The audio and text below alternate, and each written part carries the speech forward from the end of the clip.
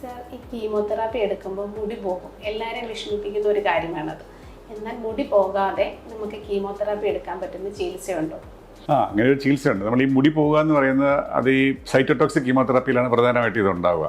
അത് പ്രത്യേകിച്ച് ഏത് മരുന്നാണെന്നുള്ളതനുസരിച്ചിരിക്കും അതിൻ്റെ ഒരു എന്തേരം മുടി പോകുന്നുള്ളത്. ചില ഡോക്സോറിപ്സിൻ, പാക്ലിടാക്സൽ പോലെയുള്ള ഗ്രൂപ്പിൽപ്പെട്ട മരുന്നുകളാണ് നല്ലതുപോലെ മുടി പോകും. എന്നാൽ അതേസമയം കാർബോപ്ലാറ്റിൻ പോലെയുള്ള ഗ്രൂപ്പിലാണെങ്കിൽ മുടി അധികം പോകത്തില്ല.